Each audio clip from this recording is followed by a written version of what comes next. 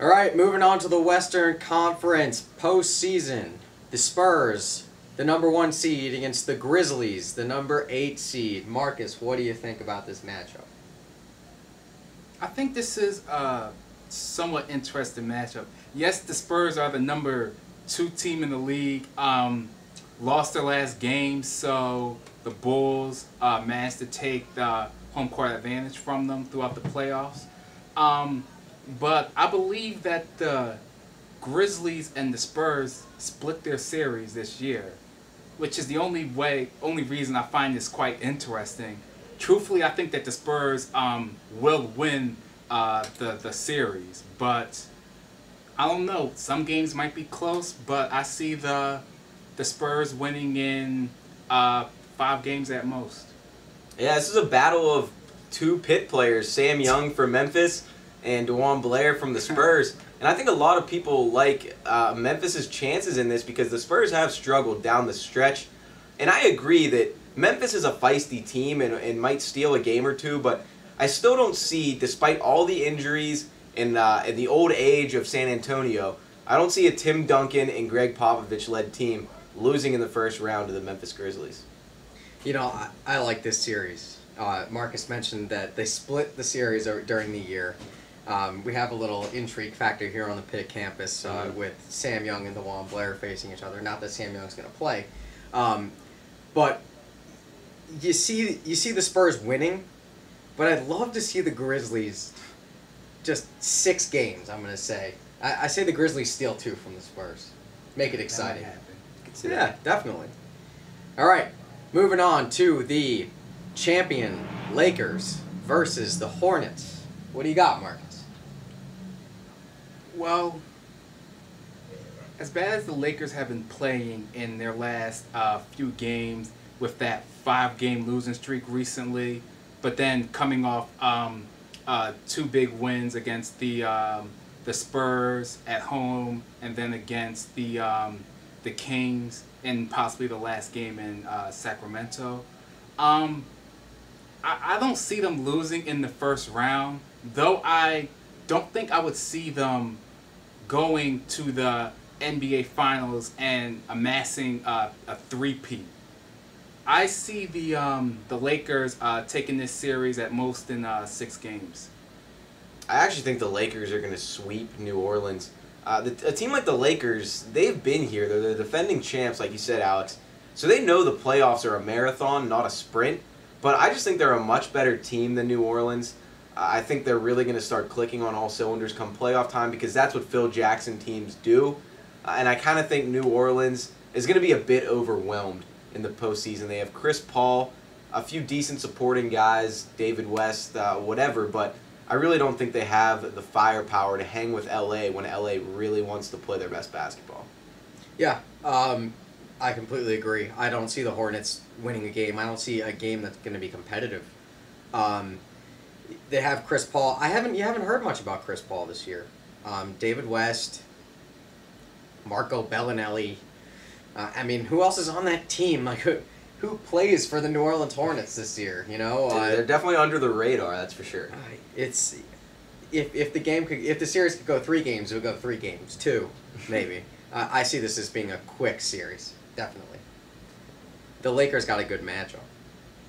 Moving on to the 3-6 in the West, the Dallas Mavericks, the #3 seed, the Portland Trailblazers, the #6 seed. What do you got, Marcus? I see that the Mavericks might win this series against the Trailblazers, with the likes of Dirk leading the Mavericks, and I could see the Mavericks winning this series in 5 games. I actually think the Portland Trailblazers are going to win this series. This is my upset special. It's the only upset I'm picking in the playoffs this year. The Mavericks have really backed into the playoffs. You want to talk about a team that has one guy and not much else.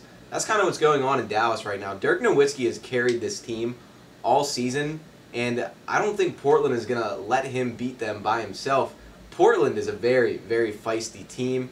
LaMarcus Aldridge is playing as good in the post as anybody in the league right now. And I think Dallas is going to take Portland lightly for a game or two.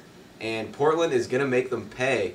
I think it's going to be a 7-game series, but I think the Trailblazers are going to come out on top. You know, this is another series that you say, wow, this could really be competitive. I don't think that the Trailblazers have the firepower to deal with the Mavericks this year. I think they sort of lost a little bit of that edge coming into this year. Even though that could make them more of a dark horse, I see the Mavericks winning it in 6 games. I just, you know, the Mavericks have so much firepower. You have Dirk, you know, you have Jason Terry, Jason Kidd, just lots of veterans. Sean Marion. I don't see the Trailblazers winning this game, or this series. I'm sorry. All right, the last matchup in the West: the Thunder against the Nuggets, the 4-5 in the West. Marcus, any ideas? This could be a pretty interesting matchup. You got Kevin Durant and Russell Westbrook on the OKC Thunder. The Denver Nuggets, since the Melo trade gave up Melo and Chauncey Billups, people didn't think that they would. I don't think people would have saw them in this as a 5 seed in the West. After losing such good players in the trade, but here they are. They managed to develop a lot of teamwork to get up to the 5 seed in the West, and that will make it a slightly interesting matchup. However, I do not see them winning this series. I think carried by Kevin Durant and Russell Westbrook and Kendrick Perkins down low that they acquired from the Celtics, that they're going to be too much for the Nuggets to handle. At most, I would say the Nuggets could win 1 game, maybe 2 in this series, but I would believe that the OKC would completely dominate them in the rest of the games. Yeah, I'm with you, Marcus. Denver is a team that, like you said, no one really expected them to be here, especially after losing Carmelo Anthony and Chauncey Billups. But they do kind of have an identity. They're a young team now. They're playing very well for Coach George Karl. They like to push the tempo with Raymond Felton and Ty Lawson, 2 of the quickest point guards in the league. But I actually think that's going to play into the hands of the Thunder. That's a team that's very exciting and loves to get up and down the floor, and I think they're hungry this year. I don't think they'll have much trouble with Denver in the first round. Kevin Durant, Russell Westbrook, and crew. And Kendrick Perkins is really going to be important for them inside in the playoffs. He is a tough guy, a post defender that'll really just put the team first and do all the dirty work and the little things. I think Thunder in 4 or 5 games. Boy, is this going to be a fun series. I love the Nuggets. I love their identity. George Karl's a great coach, a proven coach with playoff experience. You've got some other veterans on that team with playoff experience like Nene, Kenyon Martin, Chris Anderson. Just like you have the experience in place, and you have the fast-paced young players in place. I think they beat the Thunder in 7 games. It's just that the Thunder, I think, are 1 year away. I was tempted to jump on that bandwagon, but I know I usually do it prematurely.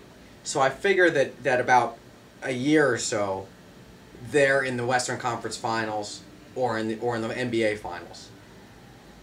I think the Denver Nuggets are that team this year in the NBA that makes the playoffs exciting. It's Denver in 7. All right, that concludes our PSN NBA postseason preview. For Brian and Marcus, I'm Alex. Keep watching.